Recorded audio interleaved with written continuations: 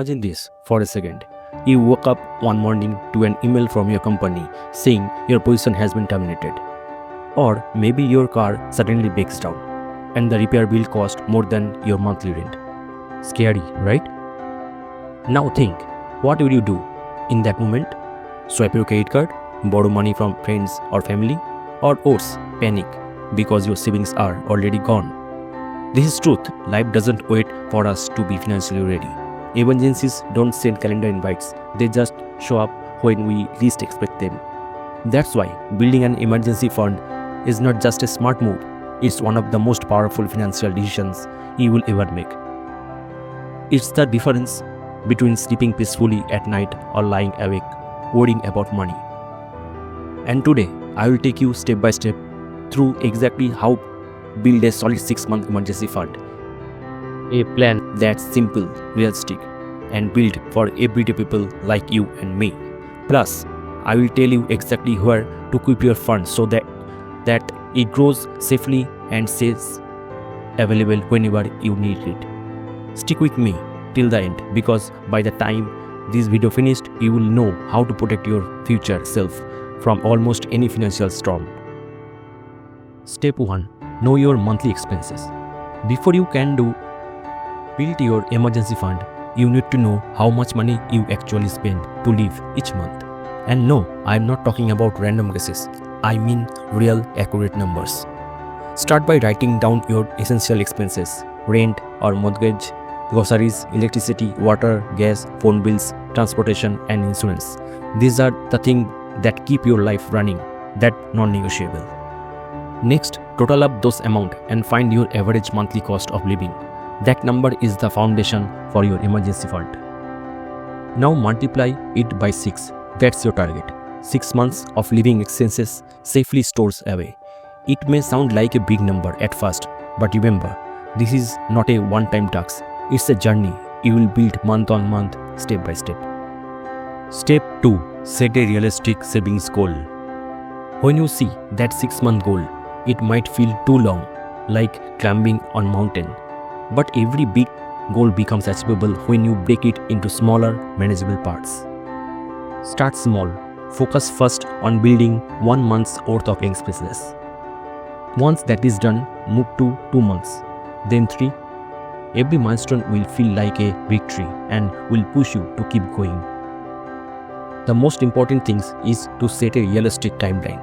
You don't need to save everything overnight. Give yourself 6 months, 12 months, or even longer if that's what it takes. What matters is progress, not perfection. Remember, saving is not about how much you earn. It's about how consistently you save. Small, regular contributions always win over rare big ones. Step 3. Use a simple 50-30-20 rules. One of the easiest way to start saving for your emergency fund is by following the 50-30-20 rules. It's simple, flexible, and works for almost everyone. Here is how it breaks down. 50% of your income goes to needs, essentials like rent, groceries, and utilities. 30% goes to wants, dining out, streaming services, shopping, or entertainment. And the last 20%, that's your saving and debt repayment portion, where your emergency fund lives. If savings 20% feels too much right now, don't stress. Start with 5% or even 10%. The goal is to build momentum, not perfection. Over time, you can increase it as your income grows. This rule keeps your lifestyle balanced. You meet your needs, enjoy your wants, and still build security for your future. That's how real financial stability begins. Step 4. Automate and separate it. Let's be honest, saving manually rarely works. There is always temptation.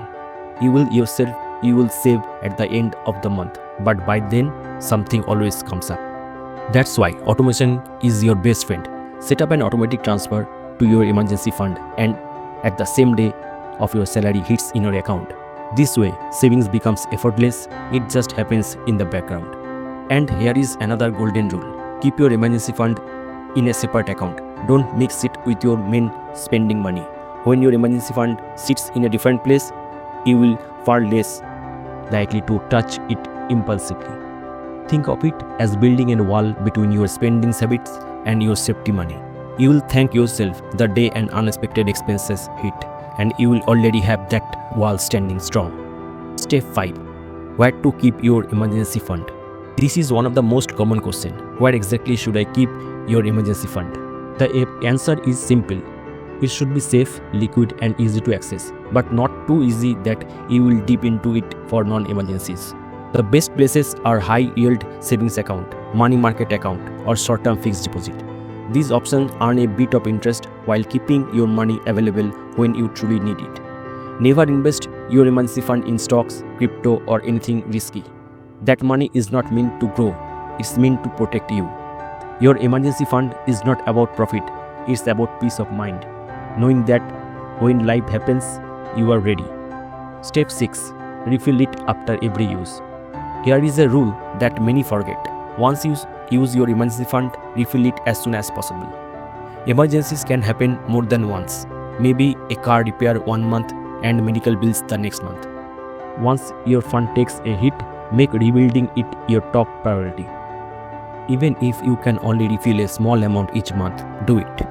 Slowly, you will restore the cushion of safety and the peace that comes with it. Think of your emergency fund as a shield. Every time you refill it, you will strengthen your protection against life's next surprise. Step 7. Keep it real. Avoid common mistakes. There are two big mistakes people make with emergency funds. The first, using it for non-emergencies like vacation or impulsive buys. The second, mixing it with their investment money. Your emergency fund has one purpose: to save you in an actual emergency. It is not for buying the latest gadget, booking a trip or updating your car. Keep it sacred. Protect it like a treasure chest. Because when things go wrong, that fund becomes your lifeline. Step 8. The power of 6-month fund. Once you build a full 6-month emergency fund, something incredible happens. You stop living in fear. You stop worrying about job loss or unexpected bills because you know you are covered. You gain control, real financial freedom.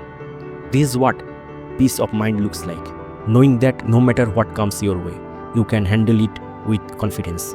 That's what we are all working for. Not just money in bank, but peace in our mind. So start small, save consistently, build your 6-month emergency fund one deposit at a time. Because the truth is, the best time to prepare for an emergency fund is before it happens. Any emergencies. Your future self will thank you for every bit of effort you put in today. If this video helped you, make sure to like, subscribe and share it with someone who is ready to take control on their financial future too.